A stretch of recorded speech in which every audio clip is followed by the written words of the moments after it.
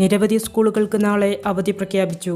വിശദമായി നോക്കാം. ആദ്യം തന്നെ ഈ ഒരു വീഡിയോ കൂടുതൽ പേരിലേക്ക് എത്താൻ വീഡിയോ ലൈക്ക് ചെയ്ത് കാണുക. ഇതുവരെയും നിങ്ങൾ ഈ ചാനൽ സബ്സ്ക്രൈബ് ചെയ്തിട്ടില്ലെങ്കിൽ സബ്സ്ക്രൈബ് ചെയ്ത് തൊട്ടടുത്തുള്ള ബെല്ലൈക്കൺ എനേബിൾ ചെയ്യുക. ഈ അധ്യയന വർഷത്തെ LSS USS പരീക്ഷ നടക്കുന്നതിനാൽ പരീക്ഷാ കേന്ദ്രങ്ങളായി പ്രവർത്തിക്കുന്ന സ്കൂളുകൾക്ക് ഫെബ്രുവരി 28 ബുധൻ, അതായത് നാളെ അവധി പ്രഖ്യാപിച്ചു.